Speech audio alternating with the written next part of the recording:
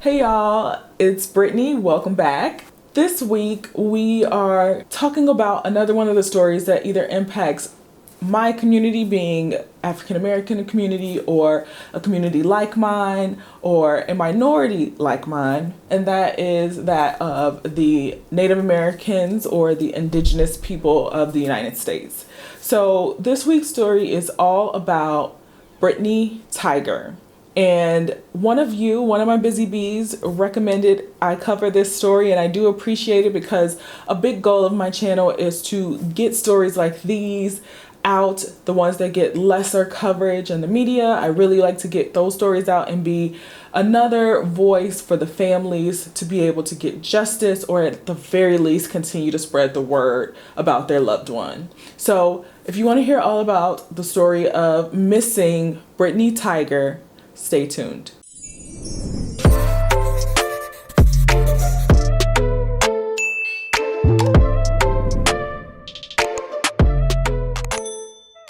Now, before I hop into the story, y'all know I always have to say thank you and show my gratitude to all of y'all who are here with me every single week. I truly do appreciate you guys. For those of you who are just finding my channel or have not subscribed yet but been lurking, make sure you subscribe. You don't want to miss any of the content that I have coming your way. So also make sure you hit that notification bell and the like button so that I know that you like the content that I'm giving y'all. All right, you guys, so this week is actually my birthday, and I am all dolled up and ready to go out for my birthday. So I wanted to get this recorded for you guys so that, we stay consistent. That's been one of my big goals for this year on my YouTube channel. So I'm trying my best to stay consistent, but I bring up my birthday because I received a fabulous gift from the company Movement. If you don't know what the company Movement is, they are a company that actually started, I think it was like two broke kids in college who started a business. I remember when they first kicked off the business, I think it was on Instagram, because I remember seeing those watches that they had, and I would tell myself, those look really, really nice, but they're at a really cheap price point, so I don't trust it. So fast forward to now, and they are huge, and they are in Nordstrom, you see them in Macy's, and it is a really high quality brand, but they are very affordable at the same time. I'm talking about beautiful pieces. So let me show you the watch that I received. So this is the Orion watch that I received from Movement. It is beautiful. It is like a gunmetal and rose gold combination. It is gorgeous. And the accents in the face of the watch are also rose gold. So it is absolutely beautiful. And I love that this watch goes with some of the pieces that I already have as well. It is perfect for layering. If you can see that band, it is absolutely beautiful, the combination of those two metallic colors. And what I like about the Orion watch specifically is that it's multifaceted, so you can dress it down or you can dress it up. When I go out later tonight, I'll still wear it. It's high quality and you can't go wrong. Movement has a wide array of styles and they're adding new things every single week. So make sure you check them out. Shout out to Movement for the birthday gift. Thank you guys. And now you can get 15% off. All you have to do is go to movement.cc/BusyBrittany15 and you get free shipping and free returns. Now let's get into this story, y'all. So this week's story takes place in Ada, Oklahoma. At the time that Brittany went missing, she was a 26-year-old Native American or Indigenous woman who was also the mother of 3 children, ages 9, 7, and 4. Everyone that knew her said that she had a heart of gold. She always had a smile on her face, and she was quick to help anybody who needed any type of help. But don't get it twisted. She was also a firecracker and, she was not one to be played with. She was also the youngest of 3 sisters as well. Now, in September of 2017, she married a man by the name of William Gomez. After they got married, she moved into Will's house. And to their friends and family, it seemed like they had, a happy fairy tale life. we all know that it's not always as it seems behind closed doors in those types of situations, especially. But not even 6 months later, on February 11th of 2018, Brittany's 3 children were away at their own father's house, so they had a weekend without the kids. So, of course, like any other parent, I know me and my husband do it all the time. When you get to have a night without the kids, only thing you're really thinking about, yeah, all the other stuff is nice, but make sure you get a good night's sleep when the kids are not there. So that was the goal of Brittany and Will that night as well. Now, according to Will, he woke up at about 3:30 in the morning and noticed Brittany was not in the bed or in the bedroom. And he said, he got up, he looked around the house, and Brittany was nowhere to be found. Now, Brittany was not one to go anywhere without telling either Will or telling her family and friends. She was very close to her family, her mom, her sisters. So she was always, dropping a pin, letting them know where she was gonna be, where she was headed, that type of thing. More than a week goes past and Brittany is still nowhere to be found. So on February 19th, her family had finally had enough. It had been long enough. And her sister Christina actually reached out to police to file a missing persons report. According to her mom, Bernadine Bareheels, she had told Will a long time ago that he needed to file a missing persons report, but he never did. Now, after police were notified, they went to Will and Brittany's home to do a welfare check, and obviously she was not there. Now, when police initially talked to Will and they asked, okay, your wife has been gone for over a week. Why have you not reached out to police sooner? And his response, which was baffling, was, oh, it was 3:30 in the morning. I didn't think any police officers were working, so I didn't think I should call. Like, what? In whose mind does that make sense? Now, he said that it looks like she left with like a couple of hoodies and a bag of makeup, and that was it. And she just up and left in the middle of the night, is what he told police. Now, he also tried to say, oh yes, she left with our cell phone. So apparently they shared a cell phone and she took the cell phone with her, is what he told police. Now, right after he made this statement, supposedly a phone rang in his pocket. So I think that was a good indication to police that they probably can't trust what this man is telling them. But I mean, overall, the police were like, oh, okay, whatever. She looks like she left of her own free will. There didn't seem like there was anything going on or any issues or any arguments that he mentioned. So police took at least that part for Will's word, and they kind of just chalked it up to nothing. Now, he also tried to tell police that, oh, she would commonly just take off for days. So he felt like this was nothing new. So that being layered on top of, no evidence of struggle or anything like that, police believed it. Now, of course, Brittany's family completely disagreed with what Will was saying. They felt that she would never just up and disappear on her 3 children, maybe her husband, but never her 3 children or her family, which she was extremely close to, and not say anything. Now, after all of this happened and police left, Will tried to tell the family that, he was upset because she just left unannounced. So he was going to go to visit his dad and do some work out there because he was so upset with Brittany because she just up and left. Now, in the meantime, her family is actually out and searching and actively looking for their loved one. There is a whole search going on for his wife. And because he's upset with her, he's going to go to a completely different area, leave home. And what if she were to come home and nobody's there? Then what? The family also said that Will never bothered to reach out to the family and, grieve with them, ask them questions. How can he help? They never got any of that from Will whatsoever. Now, her sister Jessica had also mentioned that Brittany told her the night before she disappeared that she was planning on leaving Will. There's always a nugget somewhere. And she had actually texted and said, she needed a break and her plan was to leave him. And she was planning to go visit her sister in Texas for a while. Now, when you think about that, if she texted and said that and they shared a phone, the thought was that Will may have saw it and got upset and something happened. Now, on February 18th and also on February 24th, there was 2 possible sightings of Brittany. The first was at the Walmart in Ada, and the second one was at a restaurant in Midwest City. Now, police went and checked both of those possible sightings out, and neither one of those panned out to be Brittany Tiger.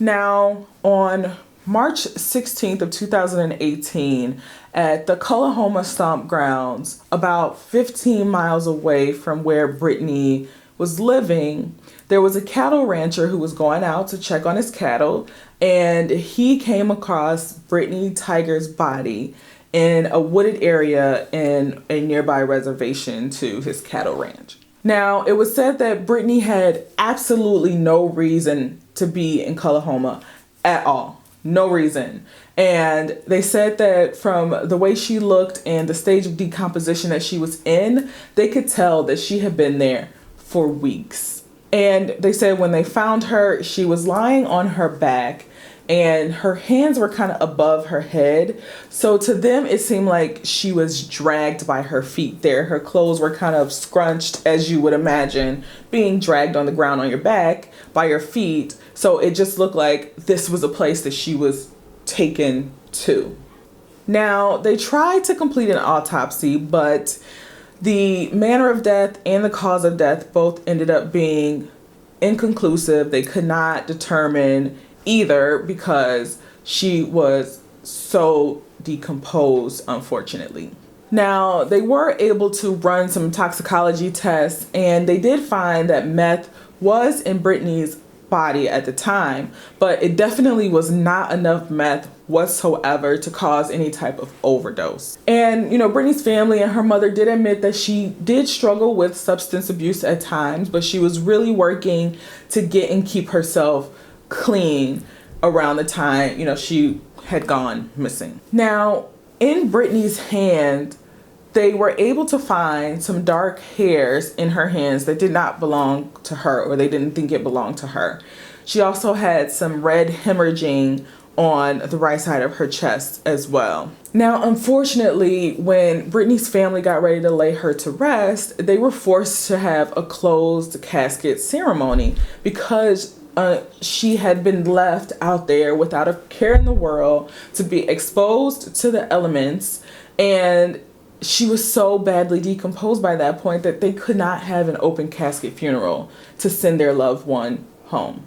Now, let's talk a little bit about Will Gomez, who is Brittany Tiger's husband. So when police initially went to talk to Will at his home, they flagged him in the National Crime Information Center to make sure to reach out to federal probation because Will was a felon. And they wanted to notify the probation officers that he may have been involved in something very serious, a very serious crime, a missing person, being his wife. Now, why was he in this federal probation database? Why was he a convicted felon? What did he do?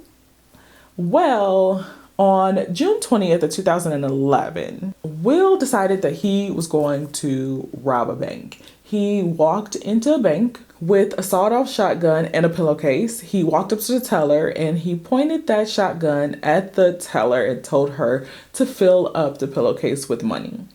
And when she did what was asked, he walked right on out of that bank, got into a truck, and drove off. Now, fortunately, this whole ordeal was caught on camera, and they were able to see and identify the truck that he had gotten into and drove off in. They found that truck, and they found that it was abandoned, but they also located witnesses that saw them get out of the truck and hop into a plumber's van. Now, the witnesses got a very good description of the van, and the police were actually familiar with this plumbing company and their van. So they knew exactly who to go and talk to. Now, when police go talk to the owners of this plumbing van, they tell police that yes, that is their van, and it was taken by someone who was an employee of theirs that was supposed to go fill up the gas tank at about 4 p.m., and it was never returned to them. They then proceed to tell police that the person who took the van, who also works for their company, was Will Gomez. But there's more. They also tell them that Will Gomez was the husband of their daughter, who was the woman that was seen fleeing the scene with Will. And her name was Angela Jones. Now, when they find Angela and they talk to her, she tells police that she was forced to participate in this bank robbery. She said that Will held that same shotgun up to her in her side and told her that if she did not drive the truck for him as he was robbing a bank and be his getaway driver and make sure that she sits out and waits for him, if she didn't do that and participate willingly, he would go back and kill her parents. So she did. Now, the next day, Will went into police and confessed to the robbery. And on March 21st of 2012, Will was sentenced to 50 months in prison and 4 years of federal probation. Angela was sentenced to 24 months in prison for spending that money that they got from the robbery. They also were forced to both pay restitution, and in 2013, they got divorced. Now, a little nugget that I also found out about Will and Brittany's relationship was they were never legally married. So they had a wedding, they got married in front of friends and family, but the marriage license that they had obtained, they never turned in for actual processing. So they were never legally married. Now, while this whole case was going on, the OSBI, or the Oklahoma State Bureau of Investigation, offered a $10,000 reward for anyone who had information that would lead to solving the case of Brittany Tiger. And in 2018, the family said that the police told them that they had identified this case as a homicide, and that is the way that they were investigating the case. But then the Ada police seemed to tell the media that, oh no, the OSBI is actually handling this case, not the local police. So then when the media went and talked to the OSBI, they flipped it and said, oh, no. The local police is handling this case, not us. So who's actually investigating the case? Who is it? And in 2019, it came out that this case was actually never listed as a homicide. So how are they looking at this case? How are they investigating this case? Now, police also went on Dateline to talk about Brittany's story and to get the case out there, which, awesome. We need more coverage like that in mainstream media for these types of cases. But what the police had to say then was that technically the case was never ever deemed a homicide in the first place. And they have no evidence that a crime has been committed. Now, I get what they're trying to say. They're trying to say that they don't have any physical evidence of a crime being committed. They have probably a lot of circumstantial evidence and a lot of thoughts and ideas on what may have happened, and those may suggest a crime has taken place, but they don't have any physical support of physical evidence. And while I get what they're trying to say, why say it? Why go on national television and say that? That does not help the case in any way. Now, on March 6th of 2020, a man by the name of Bodie Chance Starnes was arrested in relation to the case of Brittany Tiger. Now, this man was actually arrested and charged with the unlawful exposure of a deceased corpse. But at that time, they never really expressed in the media what the actual connection was that he had to Brittany Tiger. So the media was actually able to get a hold of the documentation, the affidavit that allowed them to get an arrest warrant for Bodie Chance Starnes. And what it said was the following. It said that the events that precluded Brittany's passing was this.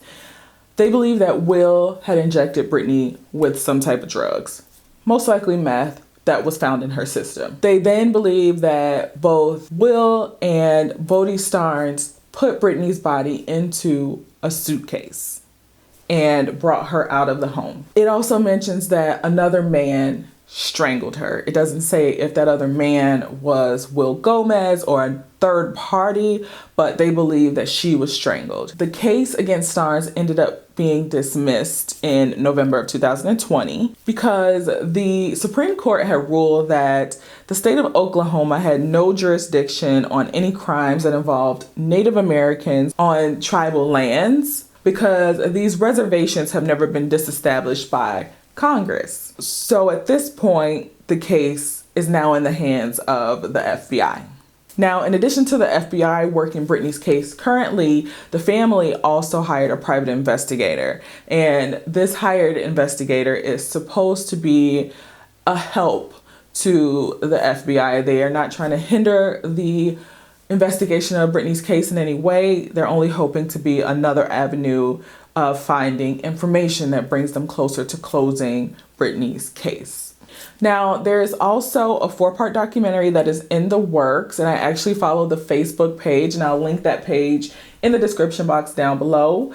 But the page name is Who Killed Brittany Tiger, and I believe that is the name of the 4-part documentary as well. But always another great avenue of getting the story out, getting the word out. So very happy to see that that is in the works. They've also been doing some other things like some benefits and walks in the past to help keep Brittany's story out there and keep the push alive to solve her case. So I'm hoping that covering her case here as well brings just that much more visibility to the case and brings more awareness that things happen like this, especially within the Native American and Indigenous people's community. Native American and Indigenous women go missing more than any other group of women in the United States. And crimes happen to this very same demographic more often than any other race within the state of Oklahoma as well. All too often, and much like the other minority communities that we speak about, the Native Americans and Indigenous people are so often overlooked, and they're kind of just written off as alcoholics, drug addicts, poor homeless people, and that their lives don't matter. And this happens especially among the people who are supposed to be protecting our communities and caring and making lives better in these communities. So when crimes are committed against them, they're kind of just pushed aside. And that's not the way that it should be. We should all be able to get the justice that is deserved for our loved ones. And every voice, every person, every community is equally as important and should be equally as important to the people who serve said communities. Now, if you have any information at all in relation to the case of Brittany Tiger, please contact the Ada Police Department at 580-332-4466. You can contact them. You can be anonymous if you have any information. Don't be afraid to pass along any information that you have that may help to bring closure to Brittany's family and friends. Thank you guys for joining me today for this story. I told you guys that I wanted to focus more on the lesser known cases, the cases that impact communities like mine and yours, and not just those cases that hit the mainstream media and get so much attention. I know there are other cases out there happening right now, like I believe the Gabby Petito case that is on fire with the media right now. So I plan to let other people cover those stories. I equally feel like that case deserves the coverage that it is getting, but all cases similar to that deserve that same coverage. So I'm hoping to continue to cover more of the lesser known cases that don't get that attention, to keep bringing it to your attention So be on the lookout for more of these types of stories. Also, please make sure to comment down below and uplift this family. Show this family some love. They really could use it. And again, if you have any information that you can pass along, please do so. You can do it anonymously. You don't have to be involved whatsoever outside of just passing on what you know. But y'all, it has been truly a treat to share this story with you guys. Let's keep her name top of mind. Let's keep this story out there so that they get the closure that they need and we bring the killer to justice. So it's been so real, y'all. Until next time, love you guys. Bye.